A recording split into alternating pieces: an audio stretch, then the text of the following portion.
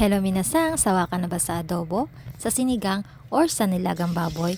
Tara, samahan niyo ako at ipapakita ko sa inyo kung paano lutuin itong kinamatisang baboy. Sa isang kawali, naglagay lang ako ng kaunting matika at kailangan nating ipan-fry yung ating pork. Ipan-fry lang natin ito ng mga ilang minuto hanggang sa maging golden brown yung ating pork. Tapos, takpan lang po natin ng mga ilang minuto para po mag golden brown yung ating pork. At yan po, after ng ilang minuto, ayan na po yung ating hinahanap na pagko-golden brown ng ating pork. So after that, is-set aside po muna natin yan dahil mag-uumpisa na po tayong maggisa. Hindi naman po kailangan lutong-luto or pritong-prito yung karne. Basta po mag-golden brown po siya, ay okay na po yan. Dahil lulutuin pa po natin siya mamaya at ating pakukuluan.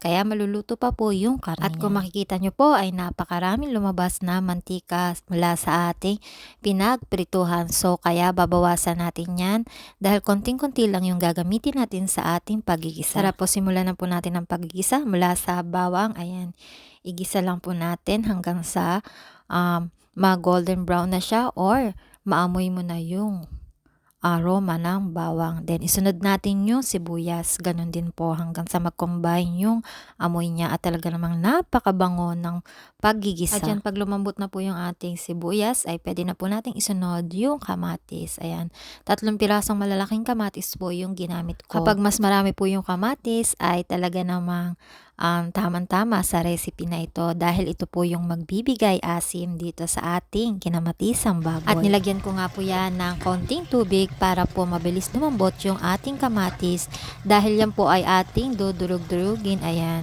patulad po ng nakikita nyo sa video. At kapag na-achieve nyo na po yung ganito itsura ng kamatis, ay pwede nyo na po ilagay yung ating pinan-fry na pork. Haluin lang po natin hanggang sa mag-combine yung mga ingredients sa ating pork. At naglagay na din po ako ng paminta at saka ng asin para sa ating pangpalasa. At haluin lang po natin ng haluin hanggang po sa ma-absorb ng pork yung sibuyas, bawang at yung kamatis na ating inilagay. Tapos takpan lang po natin ng mga ilang minuto para po talagang kumapit yung lasa sa ating pork. After po ng mga ilang minuto at this point po ay na-absorb na ng ating pork yung ating mga ingredients at naglagay po ako ng konting tubig at ating pakukuluan niya ng mga 5 minuto pa. At takpan po ulit natin. At pagkatapos nga po ng 5 minuto na pagpapakulo ay luto na po siya at malambot na yung ating karne. At atin po munang titikman yan para malaman natin kung tamang-tama po ba yung ating lasa. Ayan na po yung ating kinamatisang baboy. Try natin kung perfect ba yung pagkaluto.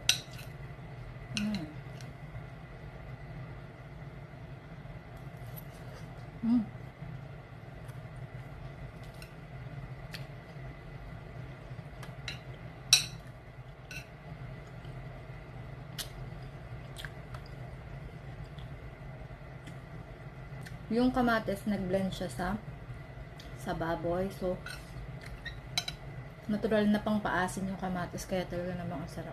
Kaya try nyo na.